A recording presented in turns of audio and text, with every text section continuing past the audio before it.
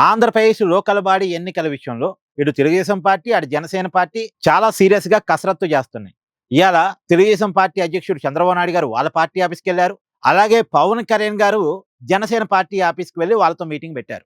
ఇద్దరు గూడా వాళ్ళ పార్టీ నాయకులతోటి లోకల్ బాడీ ఎన్నికల మీద సమాలోచన కార్యక్రమాలు పెట్టారు. ఎలాగైనా సరే లోకల్ బాడీ ఎన్నికని క్వీన్‌షిప్ చేయాలి. వైసీపీని రికవరీ కానివ్వద్దు. 2024 అసెంబ్లీ ఎన్నికల సమయంలో వైసీపీకి ఏ దారుణమైన పరాభవం ఎదురైందో ఇప్పుడు లోకల్ బాడీ ఎన్నికల్లో కూడా అదే రకమైన దారుణమైన పరాభవం ఎదురు కావాల్సిందే. కూటమి విజయంలో తేడా రావద్దు అనే ప్లానింగ్ లో ఉన్నారు. సరే, ఈ ప్లానింగ్ బానే ఉంది.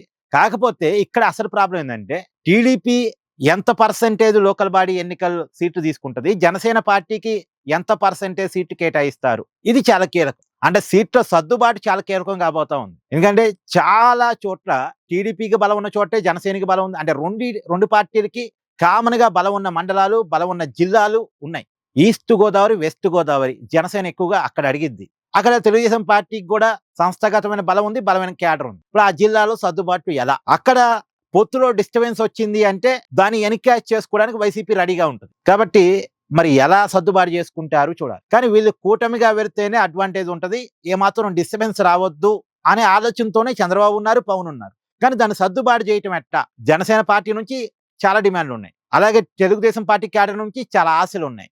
వీటన్నిటిని ఎలా సర్దుబాటు చేస్తారు అనేది అదో పెద్ద క్వశ్చన్ మార్క్. మరి దాన్ని చూడాలిగా. కానీ మొత్తంగా ప్లానింగ్ అయితే ఇరు పార్టీలు కూడా గట్టిగా చేసుకుంటున్నాయి లోకల్ బాడీ ఎన్నికలు సత్తా చాటే దానికోసం. ఎందుకంటే లోకల్ బాడీ ఎన్నికలు ఎందుకు ఇంపార్టెంట్ అంటే పార్టీ క్యాడర్కి వచ్చే పదవులు అవి. సో పార్టీ క్యాడర్ బలంగా ఉంటేనే పార్టీ బలంగా ఉంటుంది. పార్టీ సంస్థాగత నిర్మాణం బలంగా ఉండాలంటే లోకల్ బాడీలో పార్టీలు బలంగా ఉండాలి. సో పార్టీ క్యాడర్ కి అవకాశం ఇచ్చేటువంటి ఎన్నికలు కాబట్టి అటు జనసేన చాలా సీరియస్ గానే ఉంది, ఇటు తెలుగుదేశం పార్టీ చాలా సీరియస్ గానే ఉంది. మరి వీళ్ళ సీరియస్నెస్ ఎంతవరకు ఎన్నికల్లో వర్కౌట్ అయ్యిద్ది అని చూడాలి.